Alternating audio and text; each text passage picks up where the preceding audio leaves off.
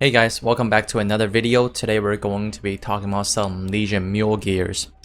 Essentially this video is going to be covering what equipment and how much funding you should put into each one of your mules to get them to level 140, 200, 210, whatever it is. Now, let me just start off by quickly saying you don't really need a lot of funding when it comes to getting your mules to be able to one-shot mobs for the most efficient training. Now obviously if you're two-shotting, that's okay too, but ideally you want to get mules to be able to one-shot.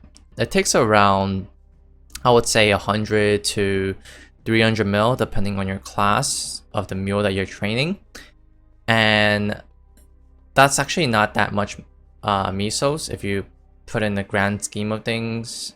It's actually quite easy. You can even use a lot of the free events to help you fund towards this whole gear setup. So let's start by going into the easiest ones, which is if you're trying to get a mule to level 120 or 140 for the extra Legion block.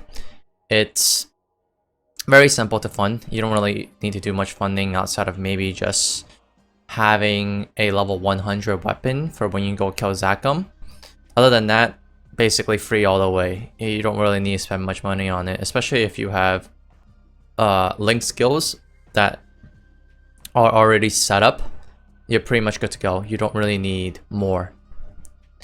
Now, ideally, we don't want to stop at 140. As you can see in my Legion grid, I have no characters below level 200. So next we're going to be talking about how to get mules to level 200 with certain gear setups. Ideally, in the Legion grid, we want to have everything stacked in bonus EXP. This is my training Legion grid. It's for training mules, training my main even my zero as well. And ideally we want everything into attack, or if you're so inclined and you're training magicians, magic attack and strength. I don't bother messing around with strength because you can put it in other places too and just change them depending on class, but it's just too much work for me, so I don't bother doing it. You want to max out critical rate, bonus EXP, and critical damage. Now obviously when you're first starting out, you're not going to have this much space available to you. You're probably going to have like one line of critical rates and one line of bonus EXP. What you want to do is most likely just max it out. Just max out whatever you can on those sections, and then put the remaining into attack or magic attack, whatever class you're training at the time. And so once you do that, that's the Legion setup. We're gonna want some link skills. So for link skills, the training link skills I usually use, Pyro Explorer links are pretty good. Let's see, critical rate definitely needed for just being able to hit those crit lines on mobs. Hayato link skill, Kana, Xenon, DA, Empress, so Cygnus Knights, Kinesis, Cadena, this is Ilium link skill. Definitely Evan link skill because it gives the bonus EXP, and Aran link skill definitely as well.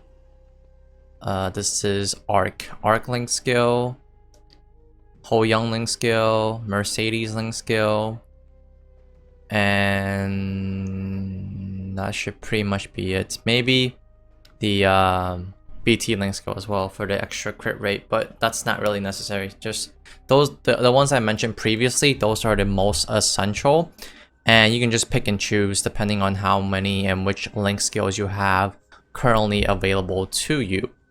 So those definitely help in helping you one shot. Now as for the Hyperstat setup, once you get past 140, you have access to the Hyperstat. You want to max out, well, not max out, but you want to split the points into crit damage and damage. You don't care so much about IED, boss damage, and other things. Attack you can put in if you have extra points, and that's usually when you reach like level 200, you can put into attack, whatever it is. basically the most important part is have crit damage, and a max critical rate, which I don't have right now because I have not touched this mule for a long time. But if I switch to my training legion, I will be able to have a max critical rate plus some link skills, obviously. Now, let's go into the actual equipment of things. The equipment is very simple. I do a very minimalistic funding because I just need enough damage for it to one-shot. As you can see, I only have like less than 3k stats, which is, you know, it's not big. Most important things, really, epic potential on emblem, secondary, and weapon. And weapon, you could choose whatever weapon. I usually use Fafnir, and if I have an extra Absolab that literally nobody wants, like 5 million auction house, I'll take an Absolab. It's really not a big deal, either way. So 6% attack, or maybe even damage in these weapon, secondary, and emblem. And that's it. And then we have the actual different equips. So for these, all the other equips that you see that's on this character, they just have 10 stars. That's really it. I 70% trace them, and if they fail, you just leave it. It doesn't really matter. You don't have to perfect them. You don't have to CSS them. You don't do any of that. Just 10 star them, and 70% scroll them. No hammers. If you have free hammers, you can dump it on there. But even this, like, this is not even starred. It's just clean. And the reason why I'm even starring them is just it gives you more legion power compared to if you just have this as complete empty gear. So yeah, no potential on like 99% of these things. So it's very bare bone and basic. And now that'll be enough to get you to level 200 and be able to one-shot mobs. Here, let me show you. See right here, oops, I'm using the wrong skill. See right here, you're able to basically one-shot Fez 3 mobs. Again, I'm not critting on all of these. If I was critting, I'll be able to one-shot them. But I'm not critting right now, as you can see by my lines. Now, let me go into my level 210s and show you my funding for those. Okay, we're back. So, let me show you. First of all, stat window. So once you reach around level 210, you want to have like 4.5k to 5k stats to get here. Again, hyperstats, everything in crit damage, and maximum damage. And then, if you're training in arcane areas, you want to have some sort of arcane force. For my Ron, I think I just trained him to like 210 and Fez or some other areas, and I didn't really use arcane force. But if you are planning to use the arcane area, definitely have some arcane force so you get that 1.5 times bonus damage. You can also put some on bonus EXP if you have extra, as well as some in attack power. As for the actual gearing, let me open up the gear. For my Ron, I have quite a bit of gears, but a lot of this is overkill. Again, 6% attack on everything on the WSEs, and 70% scroll on literally everything else. And let me show you the potentials on these. They're not really, you know, phenomenal by any means. They're actually very mediocre. So just summer rings, 6% stats, 3% strength, and then 6% strength, 3% strength, 3% strength, and then I think 3% strength for everything else as well. So everything is very minimalistic and basic. There's nothing too crazy going on here.